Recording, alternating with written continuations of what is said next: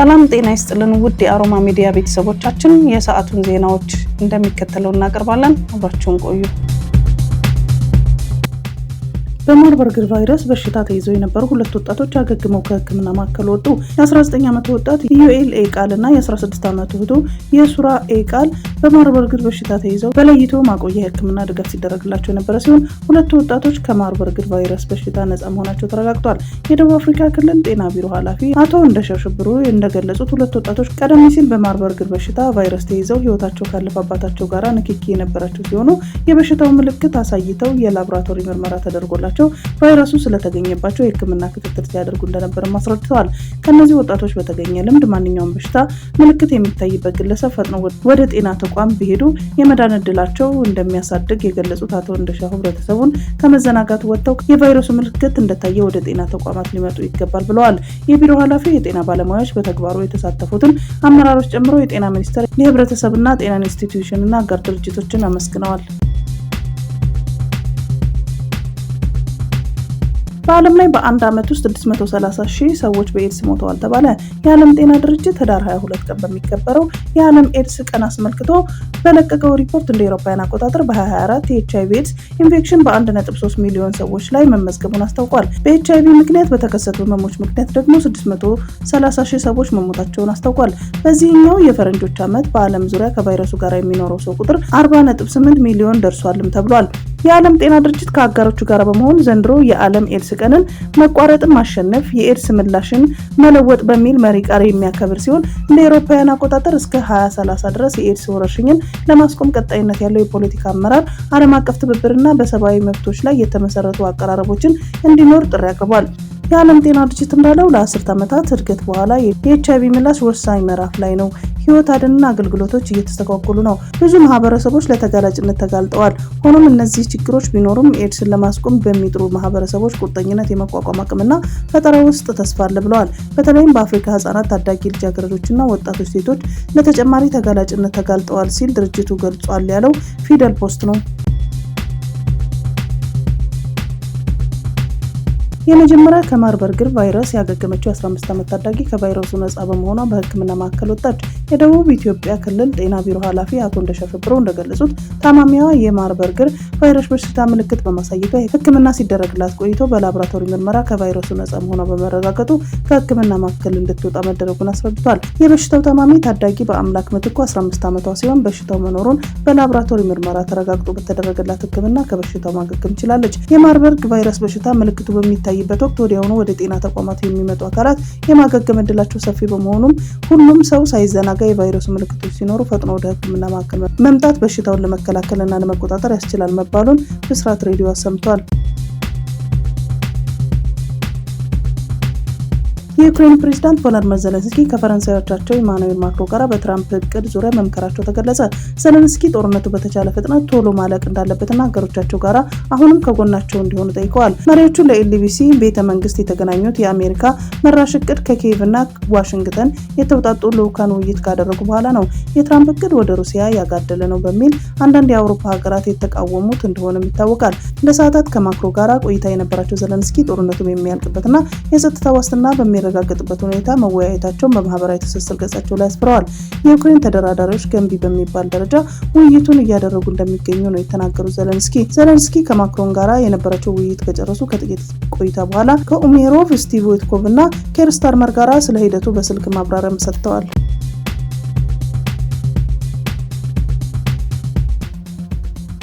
በካዛክስታን የ4 ዓመቷ ልጅ 18 ጥርሶችን በአንድ ጊዜ ለማከም ሐኪሙ ሲሞክር ህይወቱ አለፈ። ዶክተሩ የልጅቱን አፍ ከመረመረ በኋላ ብዙ የጥርስ መበስበስና የጥርስ ነርቭ ኢንፌክሽን አግኝቶ ሁሉንም 18 ጥርሶች በአንድ ጊዜ ለማከም ወሰነ። የልጅቷ አባት እንደተናገሩት በመጀመሪያ እቅዱ ከ9 እስከ 11 ጥርሶችን ማከም ነበር። እናም ሂደቱ ቀስ በቀስ እንዲከናወን ቢጠይቁም የጥርስ ሐኪሙና ሰመመን ሰጪው የልጅቷን እድሜና ያሉትን አደጋዎች ከግምት ሳያስገቡ ሁሉንም በአንድ ጊዜ ለማድረግ ወሰኑ። በዚህ ምክንያት ልጅቷ ዳግም የማትነቃበት እንቅልፍ ውስጥ ገባች።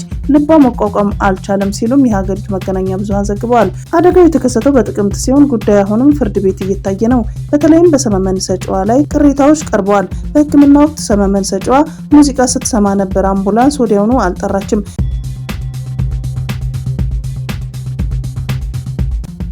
ጠቅላይ ሚኒስትር ቤንጃሚን ኔታንያሁ ምህረት እንዲደረግላቸው የሚጠይቅ ባለ 111 ገጽ ማመልከቻ ጻፉ። የእስራኤል ጠቅላይ ሚኒስትር ቤንጃሚን ኔታንያሁ የቀረቡባቸውን ክሶች ምህረት ውድቅ እንዲሆን የሚጠይቅ ደብዳቤ መጻፋቸው ተገለጸ። ይህ 111 ገጾች ያሉት የምህረት ማመልከቻ ፊርማቸው የሰፈረበት ሲሆን ጠበቃቸው በዛሬው ዕለት ለእስራኤል ፕሬዝዳንት ጽህፈት ቤት አስገብተውታል። የእስራኤል ፕሬዝዳንት ጽህፈት ቤት የምህረት ጥያቄ ማመልከቻ እንደደረሰ ገልጾ በጉዳዩ ላይ ፕሬዝዳንት ሄርኮስ ከሚመለከታቸው አካላት ጋር ተወያይተው ውሳኔ እንደሚሰጡበት አስታውቀዋል።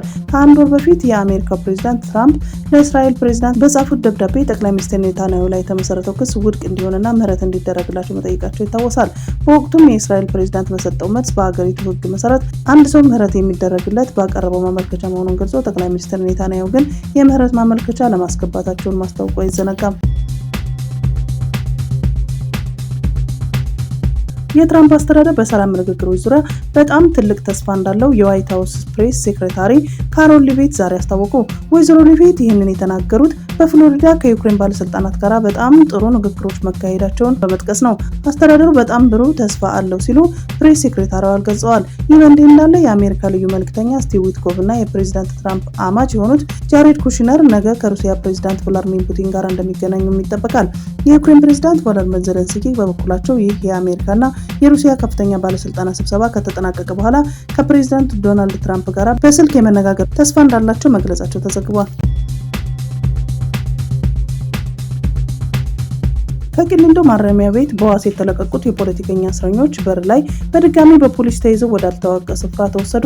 ለ2 ዓመታት ያህል በቂሊንጦ እስር ቤት ውስጥ የቆዩት የቀድሞ የተወካዮች ምክር ቤት አባል አቶ አብዱራህማን አህመዲን እና አቶ ግዛቸው ታምርና አቶ መኮንን ደሳለኝ የተባሉ ተጠርጣሪዎች የፌዴራል ከፍተኛ ፍርድ ቤት ልደታ የጸረ ሽብር ወንጀል ምድብ ችሎታ እያንዳንዳቸው በ200 ሺህ ብር ዋስ እንዲፈቱ ህዳር 18 ቀን 2018 ዓ.ም ብይን ሰጥቶ ነበር።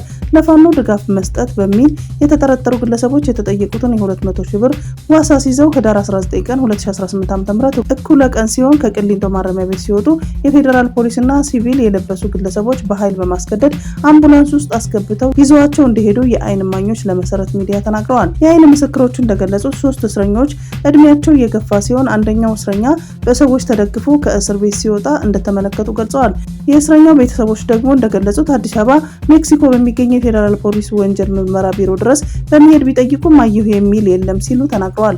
የቀድሞ የኢዴፓ እና የተወካዮች ምክር ቤት አባል አቶ አብዱራህማን አህመዲን በቅርቡ በከባድ ቀዶ ሕክምና የተደረገላቸው መሆኑንና ይህንን የጤና ሁኔታቸውን ምክንያት በማድረግ የከፍተኛው ፍርድ ቤት በውጭ ሆነው ጉዳያቸውን እንዲከታተሉ በዋስ እንደለቀቃቸው የገለጹት ምንጮቻችን ዛሬ ከማረሚያ ቤት ሲወጡ ታፍነው መወሰዳቸውን አስረድተዋል። ቀደም ሲል በተመሳሳይ መልኩ ተጠርጥረው የከፍተኛው ፍርድ ቤት በ200 ሺህ ብር ዋስ የለቀቃቸውን አቶ ሚካኤል መላክ የተባሉ ተጠርጣሪ ፖሊስ በር ላይ በኃይል አስገድዶ ይዟቸው እንደወሰዳቸው መዘገባቸው ይታወሳል። የጸረ ሰላምን እንቅስቃሴ ከጀርባ ሆነው የሚዘውሩት የህወሓት ሽማግሌዎች ስለሆኑ እኔ ደግሞ የህወሓት አገልጋይ መሆን አልፈልግም በማለት ለመንግስት እጅ የሰጠው ማስረጃ ሰጤ ከህወሓት ጋር የተደረጉ የሚስጥራዊ ስብሰባዎችን የድምጽ ቅጂ ይፋ አደርጋለሁ እንዳለም የደረሱ መረጃዎች ያሳያሉ። በተለይ ይህ ሚስጥራዊ ስብሰባ ድምጽ ቅጂ ከነ ዘመነ ምሬና ሀብቴ ከህወሓት ሽማግሌዎች ጋር እንደሚሰሩ ቁልጭ አድርጎ የሚያሳይ እንደሆነም ለማወቅ ተችሏል። ከዚህ በተጨማሪ የህወሓት ሽማግሌዎች ከነ ዘመነ አማካኝነት ያደራጁትን ታጣቂ ለምን ኢላማ ሊጠቀሙበት እንዳሰቡት ይህ ድምጽ ቅጂ ያጋልጣል ብሎ ማስረጃ ሰጤ እንደተናገረ ተናግሯል። እስራኤል በሊባኖስ የደማስቆ የገጠር ከተማ በሆነችው ቤት ጂን ባደረገችው የአየር ድብደባ ቢያንስ 13 ሰዎችን መግደሏ ተሰማ።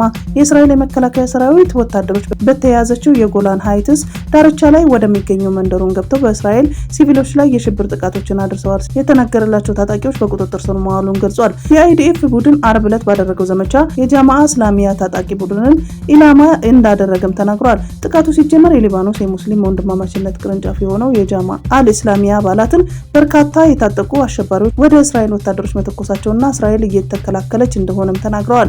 የእስራኤል ጦር 55ኛ የተጠባባቂ ብርጌድ አርብ ጠዋት ላይ ቤት ጂንን በመውረድ ላደረሰው ጥቃት ምክንያቱ እዚህ የሚኖሩ 3 ሶሪያውያን የጃማዓ አልእስላሚ አባላት እንደሆኑና ለእስራኤል አደጋ መሆናቸውን የእስራኤል ባለስልጣናት ገልጸዋል።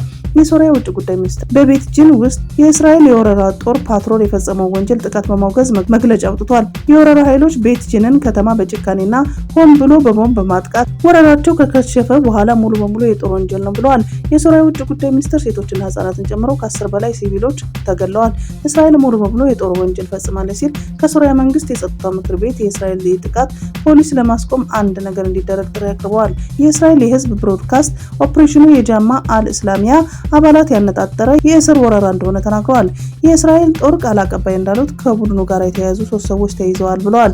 እስራኤል ቡድኑ በደቡብ ሶሪያ አሸባሪዎችን ለመመልመል እየሰራ መሆኑንና ሰሜናዊ ግንባር ብሎ በሚጠራው እስራኤል ከሊባኖስ ጋር በምትዋሰን ሰሜናዊ ድንበር ሚና እንደሚጫወትም ተናግራለች። ጃማ አል-እስላሚያ የሙስሊም ወንድማማቾች የሊባኖስ ቅርንጫፍ ሲሆን እንደ አውሮፓውያን አቆጣጠር በ1956 የተመሰረተ አንድ የፓርላማ አባል ውጪ የፖለቲካ ቅቡልነት ያልነበረው በቅርብ ዓመታት ውስጥ ከኢራንና ከሂዝቦላ ጋር በፖለቲካ መልኩ በመቀራረብ የታጠቀው ክንፉ የሆነው የፋጅር ኃይሎች በ2023 እስከ 2024 በእስራኤል ላይ በተፈጸመ አንዳንድ ተግባራት ተሳትፏል ስትል ክስ ታቀርብበታለች።